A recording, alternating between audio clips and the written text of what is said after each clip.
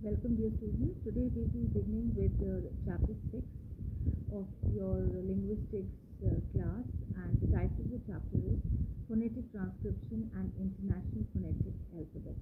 Now, I have already given an idea about IPA, that is the International Phonetic Alphabet, in the beginning of a few classes that were held in the college, and a background about the language and the complications that English letters and words carry that had already been given to you. So I think it is quite simple, easy for you to understand what exactly we'll be talking about today. Phonetic transcription was a thing that I introduced you earlier in the class, and I asked you to transcribe the words, and I hope you're practicing the transcriptions at home, because if you forget the symbols in transcriptions, then you will not be able to move on further with it, understand them, and carry on with it.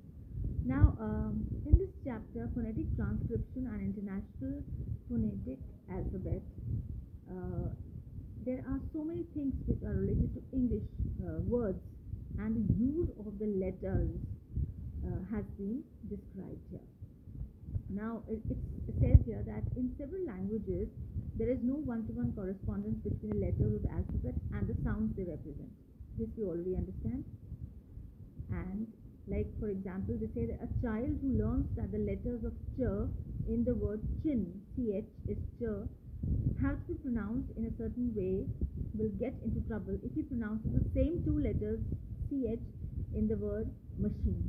Now, in the word chin also ch is coming, and the word machine also ch is coming. So a small child can get confused, like in the word chin, ch in chin is ch, but in machine it is not machine, it's machine. So ch becomes sh in another word.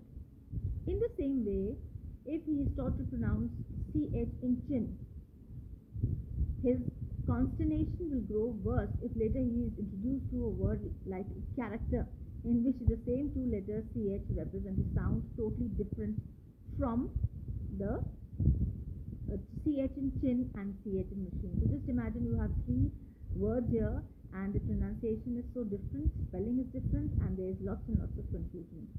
Ch in chin, ch in machine, and ch in character. All have separate positions, separate sounds, separate, no matter the alphabets, the letters are the same.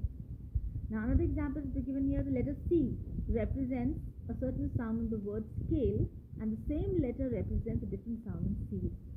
Now, that I think we already discussed in the class when I talked to you about that no matter we have A, B, C, D, that is C in alphabets, but in sounds we don't have any letter or any sound. Like, of course, S is C, we have just the S sound, but C becomes K in phonetics.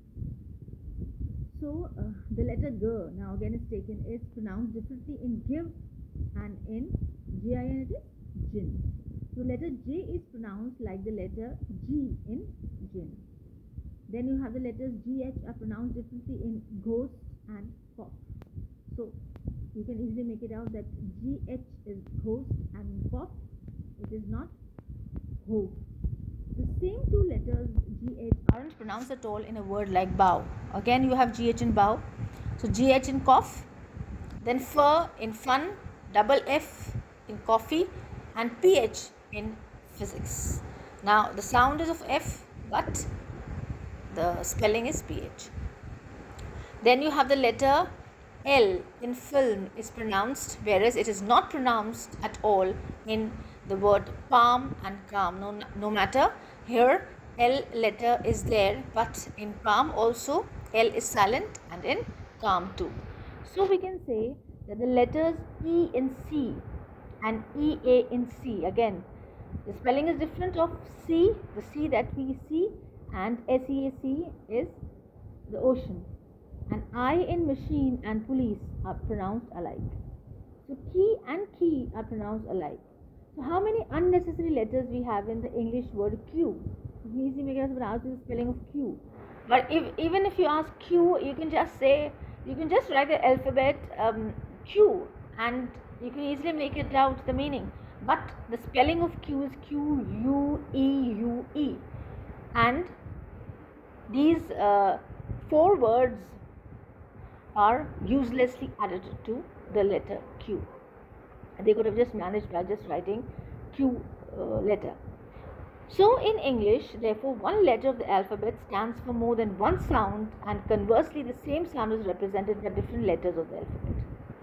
Now, the problem of non-existence of one-to-one relationship being spelling and pronunciation is not something that is peculiar to English. Now, like given the example of French language, the letter P is not pronounced in the word like drap, cloth, nor is the final letter E pronounced in the word dame, lady. And in Hindi, O is pronounced like O in English word cow when it is pronounced in isolation. But the same letter O is not pronounced like ow in cow and the word like or. So we have examples of French, Hindi and English too. So this is just for fun and just to explain it to you that how we have to understand phonetic transcriptions and how we have to focus on the sounds rather than on the spellings. Now, phonetic transcription is a useful device using which such pitfalls can be avoided.